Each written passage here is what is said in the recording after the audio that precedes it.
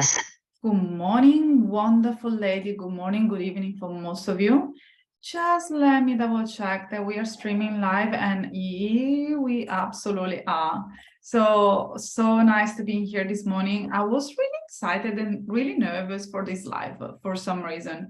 The reality is that over the last month, there are 100 new women that decided to join the Recover from Hypothalamic Amenorrhea support group. And I haven't had the chance to meet so many of you and to speak with so many of you, which is why it feels a little bit daunting to be in front of women that I haven't met yet. And I'm so looking forward to it. And I'm really, really excited.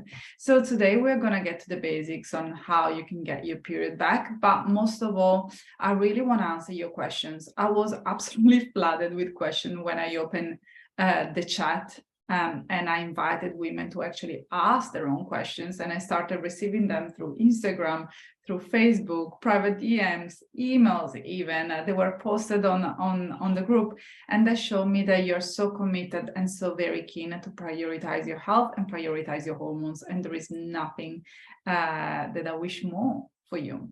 So for all the beautiful women that don't know me, I'm Claudia Vidor, nutrition and dietetic clinician by trade, and I am the founder of the Period Comeback Protocol and also the Recover from Hypothalamic Amenorrhea support group. And there is something exciting that I would like to share before I get started.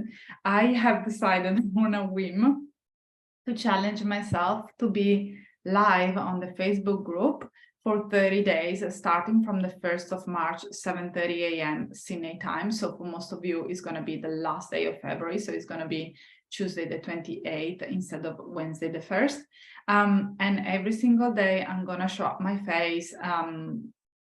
And I'm going to talk about all the things hormone and period related. I'm going to call it a period party, and you're more than welcome to join in. If you're interested, I'm going to pop the link below so you can definitely sign up so you won't miss a bit.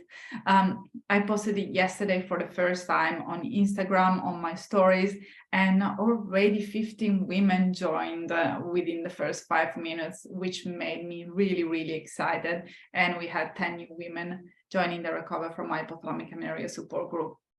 And I'm so very pleased about that.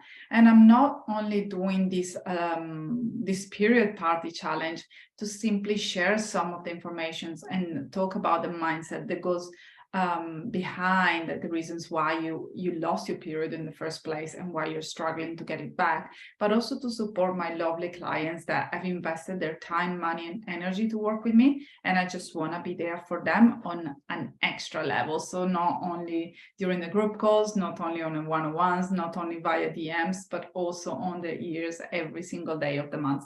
So obviously, so many exciting things that are happening a week from now. And there is also something that is going to be launched for the very first time after 12 months on the second week of March. I'm going to post it on the Recover from HA support group. So please tune in, make sure that you're paying attention because you don't want to miss this opportunity. As I said, last time that I launched it was March 2022, and this is happening again right now. So sign up for the 30-day challenge and keep your eyes open on the second week of March here on the Recover from Hypothalamic Amenorrhea support group. And if you join the challenge, the period party, you're going to be reminded. So don't worry too much about it. So now, without further ado, how can you get your period back 101? The reasons because I felt that it was very needed to get back to scratch is because I received so many messages of women saying, I've done this, where is my period? So when you feel that you have done this, where is your period? We kind of need to go back to the one-on-ones, to go back to the basics. We need to cover the nourishment. We need to cover the exercise routine. We need to cover the stress, the grief, the trauma, and the mindset behind it. Because maybe you're at a point where you feel that you've done so much because you are coming from a place of overtraining and undernourishment. So even adding in an extra meal, even adding in 10 minutes of journaling every day, even decreasing your exercise output by 10 minutes every week seems like a milestone for you. And I congratulate you for so much for taking the first step to really prioritize your health. But the reality is that your body knows when it's going to be when it's going to be safe, when it's going to be safe to ovulate, when it's going to be safe to menstruate. So I'm going to break it down very quickly in this video, and then I'm going to spend the last 15 minutes of the video to simply cover all the questions that you have been asking, or maybe not all of them, but at least some of the first one that I received. Food, nourishment is not only about the amount of calories that you eat. Everyone is really hung up on that 2,500 calories number. And it's such a pity. It's really a pity, because some women, they don't give their 100%. They don't go all in because they're afraid of eating that much. Other women, they're eating that much, but it's not enough for them. Other women, they're just between 2,000 and 2,300 because it's close enough to 2,500. So what's happening here are two main things. First of all, who is counting the calorie? Who is counting the calorie for you? Counting calories is a slippery slope. I never recommend it, and it's okay to have an idea if you're doing enough. And normally I recommend you to work with a nutritionist or someone like myself. Send a diet diary for 3 days, find out if you're eating enough for your body type and for your job and for the exercise that you are currently doing, and then let go of counting calories. If you're still protecting that behavior by telling yourself, if I don't count calories, I'm gonna undereat, that's already a sign that your disordered thoughts are taking over.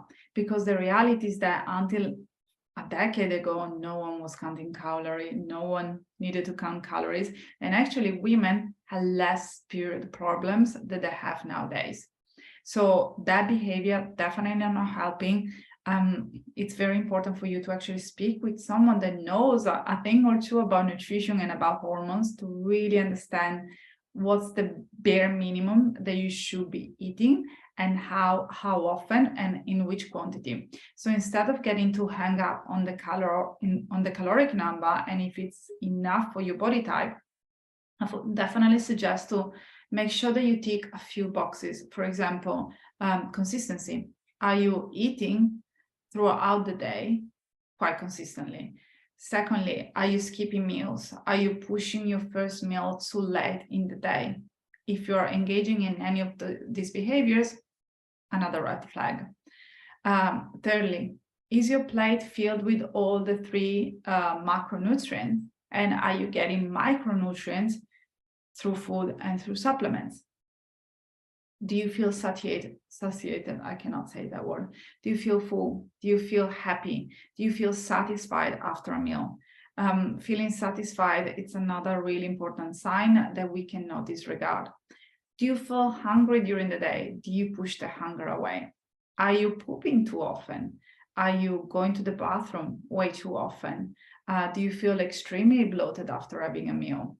Are you absorbing the food, or are you suffering from acid reflux? Or maybe you're even vomiting the food, and not because you want to, but simply because it comes up, because you don't have enough digestive enzyme, hydrochloric acids, to help you to break the food down, or maybe because you're suffering from gastroparesis, and there are different levels of gastroparesis.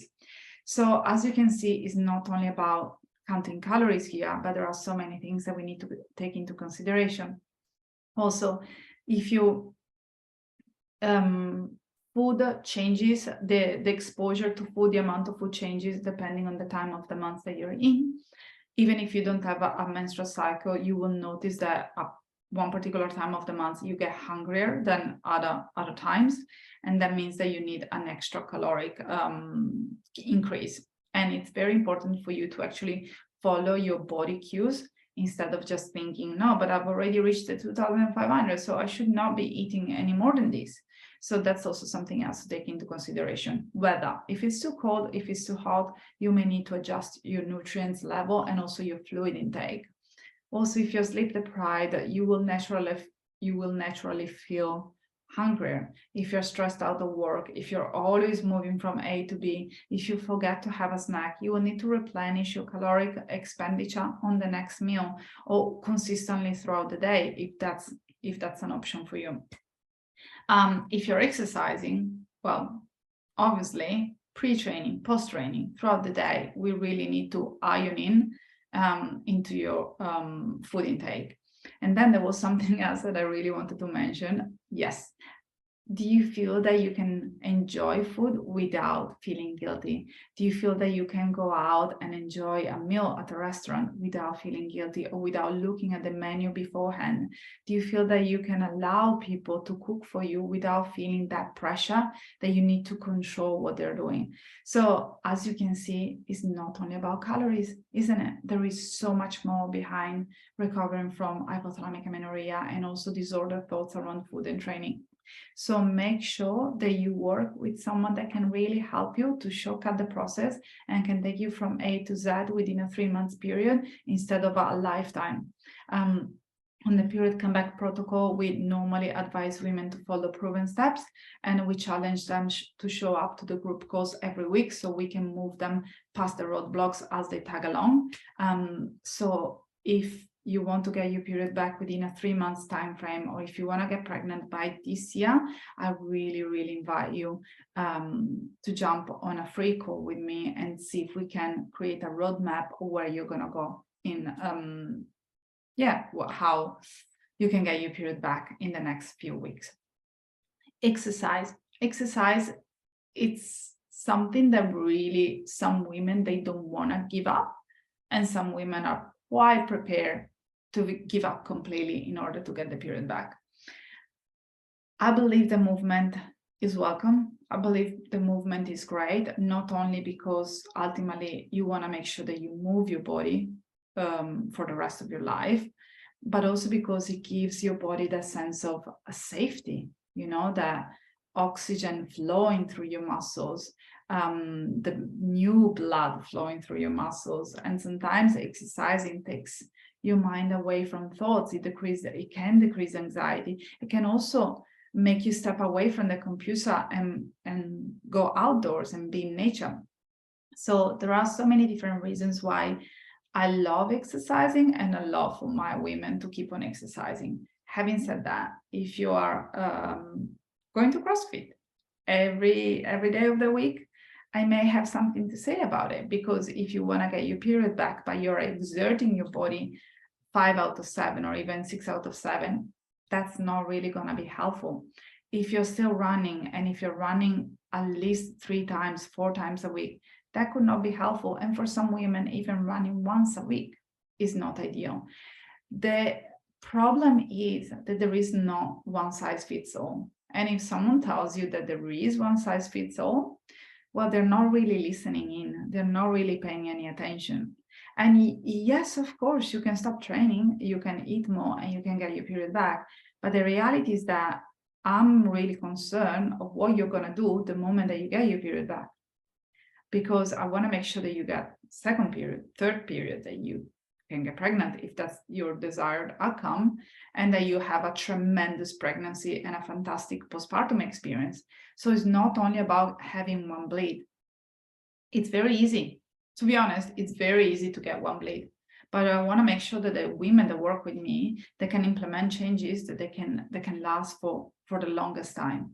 So I don't want to get too much into details in terms of how you can change your routine based on where you are in your journey or where you are within your cycle, because I recorded a live video and a podcast with Jade Cameron only a couple of weeks ago, so you can always go back and listen in. But the reality is that, once again, there is no cookie cutter, so stop comparing, so stop looking for an external answer, work on yourself. And if you don't know how to do that, once again, ask for help. Last piece, definitely stress and mindset.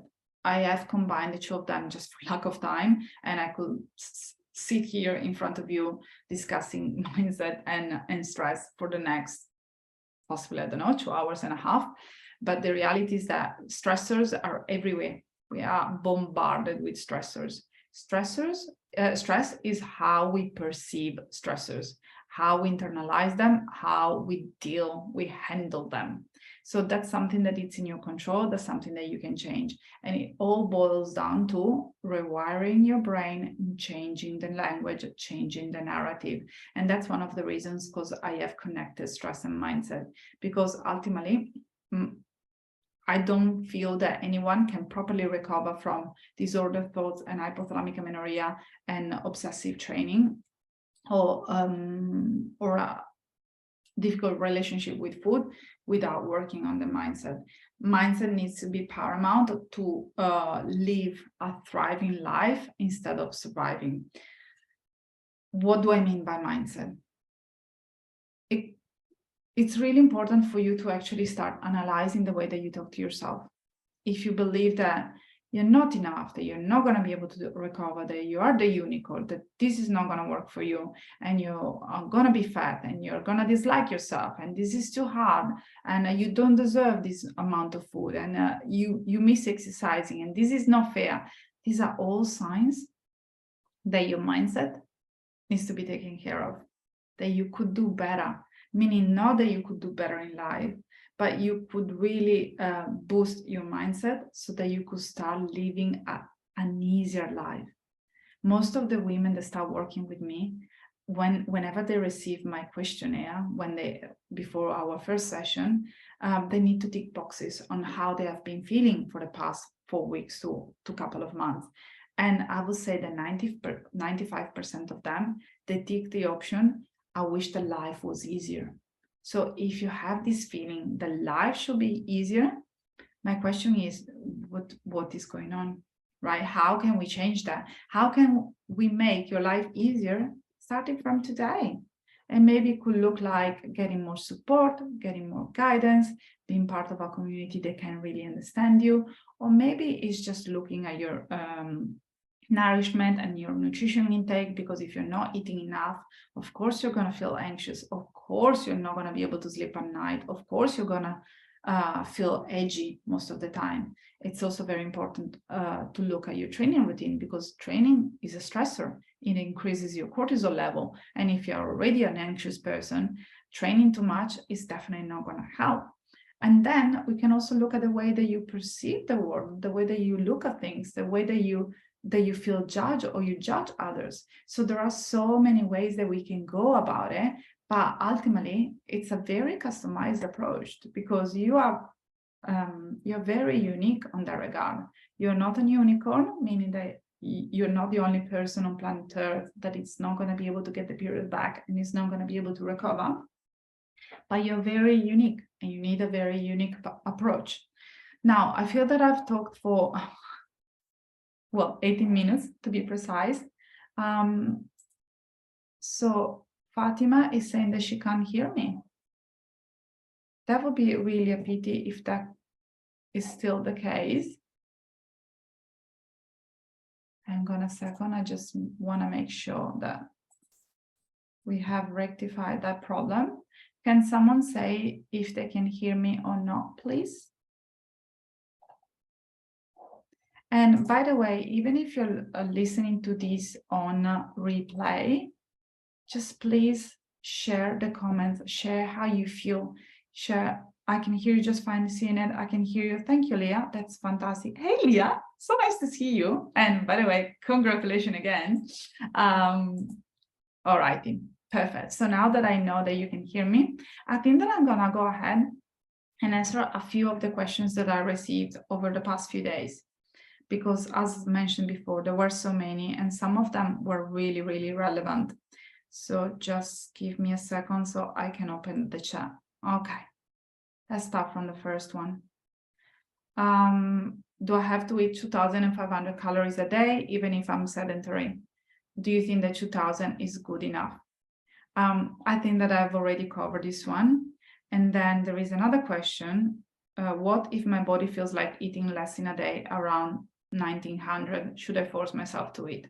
First of all, if you don't have a period, intuitive eating is not the right thing to do, because you need a period to start eating intuitively. In the beginning, it's more like force feeding yourself. Unfortunately, it is okay for some days to be tougher than others and not to be able to reach your ideal intake. But the reality is that it will be better to reach your ideal intake at least 6 days out of 7. And once again, this question is coming from Nikki. It sounds like that you're really counting calories and your thoughts are quite consumed by it. So once again, I would really Would love to have a look at what's going on underneath. What if you had one period but missing the next months with the S? Well, that means that your body wasn't safe at all, wasn't feeling safe, and possibly you had a bleed for many different reasons, and that could not be repeated because your body is not where it's meant to be. What if you have been trying to get my period back for over 2 years, but nothing is working? Once again, for all of you, if you have tried for more than 6 months and you haven't gotten your period back, time to get some help. And if you don't want to work with me, that's absolutely fine, but just get someone on board. And I'm not talking about an endocrinologist or a gynecologist. They are fantastic. They can really help you. They can do all the testing, all the ultrasound, but just find someone that is well-versed in hypothalamic amenorrhea and can get you to the next place. Because it sounds like, Nikki, that you're really struggling with your thoughts in regards to food and calories, and you had only one period back, and then you went back to not treating your body well enough so that it could have repeated periods. And then last question from Nikki. Well, she asked so many questions and they are all fantastic, but I just want to also spend attention on the questions of other women. How important are carbs for getting your period back? Fundamental. Carbohydrates, first of all, they give energy to the brain because the brain works with glucose, and glucose is mainly found in carbohydrates. Secondly, it promotes LH pulsatility, meaning that an adequate carbohydrate intake can increase the LH spikes. That's what we want to see to ovulate and then get the period back.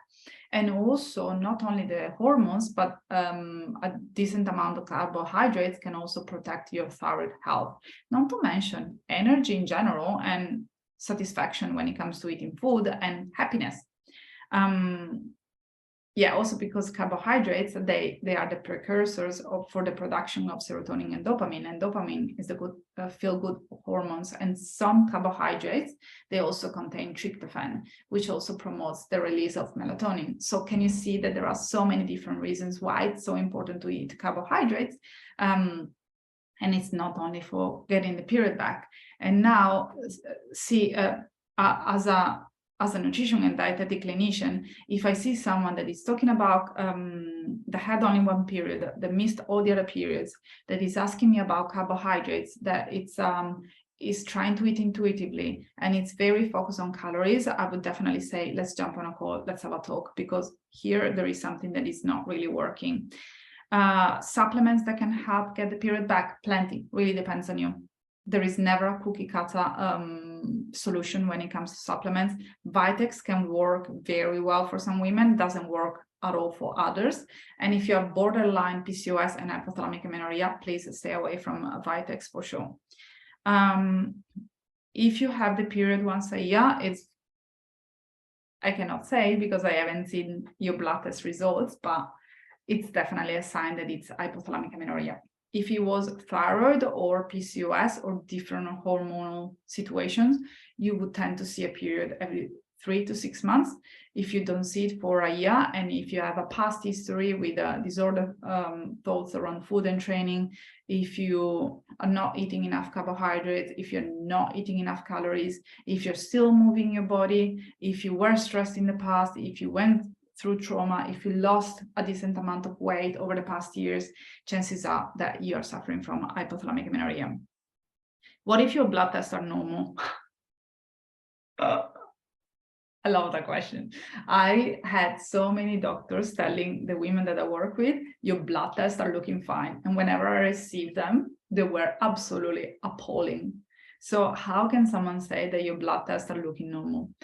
Sometimes when you are in recovery, your blood tests are going to go back to a decent average amount, but that doesn't mean that it's the normal for your body. It doesn't mean that it's your healthy state. Lucy, does hypothalamic amenorrhea recoverers have problems becoming pregnant?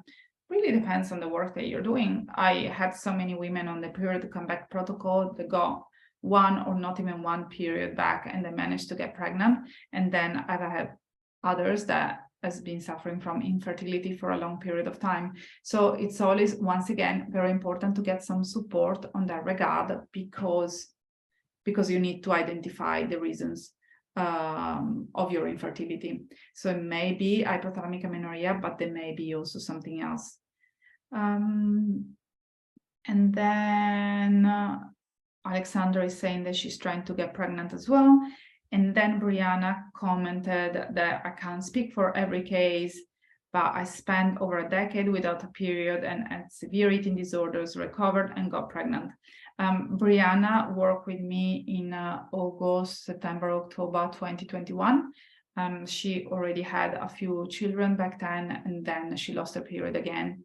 And we worked very hard to get it back, and she was suffering from lots of behaviors and absolutely stressed out and sleep deprived. And now she's a mom of another child. So that's another proof that it can definitely happen, especially when you have the right support and when you follow proven steps, because sometimes throwing spaghetti on the wall can add another stressor to your already full life.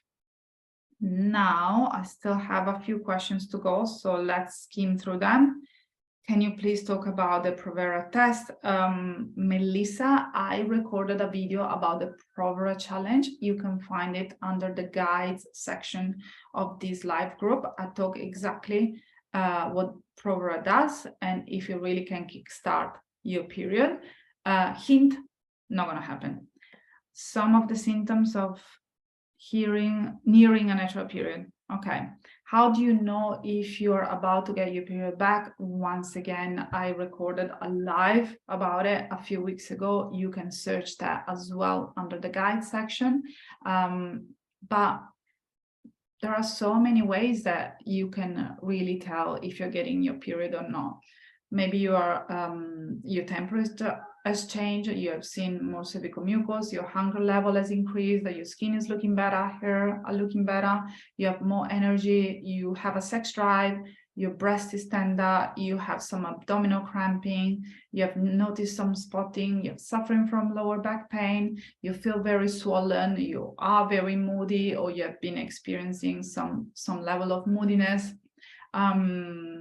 I don't know if I mentioned that already, but yeah, the sleep is definitely a massive one for women. So many different signs, and gonna sound like a broken record, but if you have someone that you can work with, then you're gonna be able to compare the signs and the symptoms and see if you're heading towards the right direction. And I completely forgot to mention blood test. Obviously, blood chemistry can give us an insight of what your hormones are doing.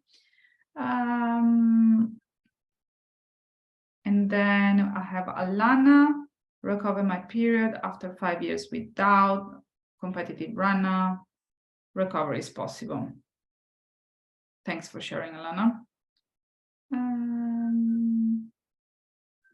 And then Kirsha, lovely Kirsha, she is working with me as well. So I've been eating more than a surplus in the last 4 weeks or so, gaining more weight, and eating and behaving completely normally. How did people know they were almost a bleed? Yeah, I think that Kirsha, that's something that I've just discussed. You can go back and rewatch this video, and we can also chat about it next time that we have a session.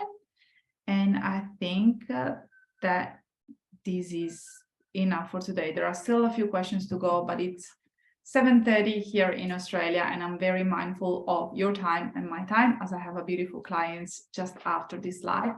It has been a pleasure sharing the space with you today. I really hope that I covered some of the questions. As I said before, if you want to join the 30-day period party challenge, just sign up below so that you can receive an email just before I get started, and you know exactly what to look out for.